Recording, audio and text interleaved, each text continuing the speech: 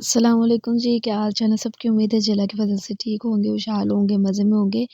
आज जी हम जो है ना वो बड़ी मज़ेदार किस्म की स्पाइसी सी रेसिपी लेके आए हैं, जो कि जो है ना वो मतलब सबको ही बहुत पसंद होती है।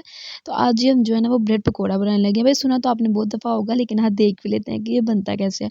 मेरे यहाँ से ज़्यादातर जो है ना ये इंडियन रेसिपी है, और वहाँ पे जो है ना ये इसको मैंने ज़्यादा देखा है कि ढाबे पे ना उन्होंने ये मतलब लगाए होते हैं, और वहाँ पे बड़ा ज़्यादा जो है ना वो स्ट्रीट स्टाइल फूड इसको कहा जाता है। तो यहाँ पे जी हमने क्या किया है कि सबसे पहले तो हमने जो है ना वो आलू मैश किए हैं, पहले बॉयल करके उनको मैश कर लिया, तकरीबन 3 बड़े साइज़ के हमारे पास जो है ना वो पोटैटो थे। उसके बाद जी हम उसके ऊपर जो हमने कोटिंग शोटिंग करनी है उसकी तैयारी कर लेते हैं। यहाँ पर हमारे पास 1 कप जो है ना वो बेसन है, जिसमें हमने थोड़ा-सा जो है ना वो हरा धनिया ऐड किया है, और थोड़े-से हमने जो है ना वो पालक ऐड कर दिया। उसके बाद जब हम इसमें ऐड कर रहे हैं 1/4 टीस्पून सॉल्ट ऐड कर रहे हैं, और 1/4 टीस्पून हमारे पास है रेड चिली पाउडर, वो ऐड कर देंगे। और 1/4 टीस्पून हमारे पास है हल्दी, ठीक है? हल्दी को ऐड करके हम इसको कर देंगे मिक्स। और फिर जी हम इसका जो है ना वो थिक सा एक बैटर तैयार कर लेंगे। तो यहाँ पे जो है ना मैंने इसमें हल्का सा येलो फूड कलर भी ऐड किया था, जो कि मैं जो है ना वो उसको रिकॉर्ड करना जो है भूल गई, तो आप वो भी ऐड कर लें, ठीक हो गया। उसके बाद जी हमने इसका ये आप इसकी कंसिस्टेंसी देख सकते हैं कि इतना आपको जो है ना वो इसको मिक्स करना है, ठीक है? आप मतलब कि इतनी आपको इसकी कंसिस्टेंसी रखनी है, ये आप चेक कर सकते हैं। इससे अगर ज़्यादा थिक हो गई तो भी वो बेसन पकेगा नहीं, अगर या पतली ज़्यादा हो गई तो फिर वो ब्रेड के ऊपर सही से लगेगा नहीं। तो भाई इतना ही आपको रखना है। यहाँ पे जो है ना फिर आलू का मिक्सचर रेडी कर लेते हैं। उसमें मैंने 1/4 टीस्पून इसमें सॉल्ट ऐड किया, 1/4 टीस्पून मेरे पास जो है ना वो ज़ीरा है, 1/4 टीस्पून मेरे पास सूखा धनिया पाउडर है, ठीक है।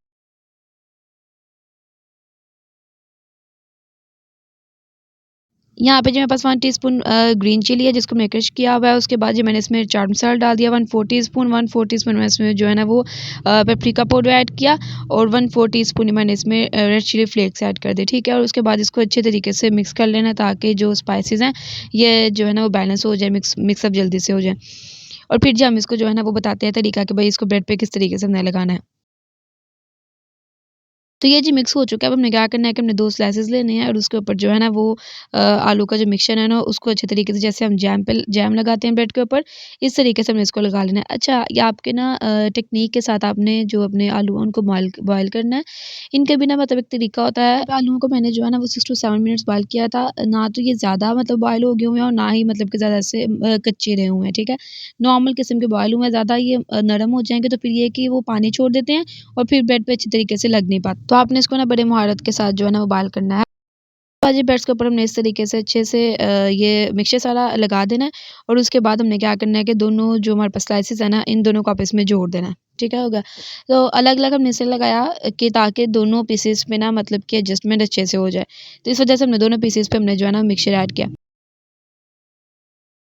मतलब कि आप इसमें जोड़ के अच्छे तरीके से पुश करना है, ताकि ये जो है ना खुले नहीं, ठीक है? उसके बाद ब्रेड खुले नहीं, और उसके बाद ये जो हमने बेसन का एक लिक्विड सा बनाया है, उसमें हमने इसको जो है ना वो अच्छे से लगा देना है इसके ऊपर, और फिर जी यहाँ पे हमने जो है ना उसको ऑयल में डाल देना है। तो यहाँ पे जी जो है ना हमने मीडियम फ्लेम पे इसको पकाना है, ताकि बेसन जो है ना हमारा कच्चा नहीं रहे और क्रिस्पी भी हो जाए ऊपर से। तो जी यहाँ पे तकरीबन मैंने इसको जो है ना वो 4 टू 5 मिनट्स के लिए इसको मैंने फ्राई किया था। तो जी, यहाँ पे हमने जो है ना वो इसको बड़ी जो है ना वो मोहब्बत के साथ इसको फ्राई करना है। तो यहाँ पे देखिए माशाल्लाह से कलर कितना इसका प्यारा सा आ चुका है। बस जी दूसरी साइड भी इसकी पकती है, और कलर वो जो है ना वो खूबसूरत सा आता है, तो बस जी हमने इसको निकाल लेना है, इतना सा इसका काम होता है बस। और उसके बाद जी हमने इसको वही सैंडविचेज़ में इसकी कटिंग कर लेनी है उस शेप की, और फिर हमने इसको आप जिसके साथ मतलब सर्व करना चाहते हैं, केचप ले लें, या फिर आप वो पुदीने की चटनी ले लें, जिसके साथ आपको उसका टेस्ट अच्छा लगता है। तो जी ये बड़ी आसान सी रेसिपी है, और ये जो है ना वो मतलब चाय के साथ बड़ी मज़ेदार किस्म की लगती है आपको। और मुझे जो है ना ये बनाने का बहुत मतलब कि शौक था स्टार्टिंग से, कि भाई मैंने ये बनाना है, ये किस तरीके से बनता है भाई। आखिर मैंने बना ही लिया ये। तो जी अगर आपको रेसिपी पसंद आई हो तो लाइक कर दीजिएगा, सब्सक्राइब कर दीजिएगा। मुझे दुआ में याद रखिएगा। मिलते हैं जी इंशाल्लाह नेक्स्ट रेसिपी में। अल्लाह ने के बाद।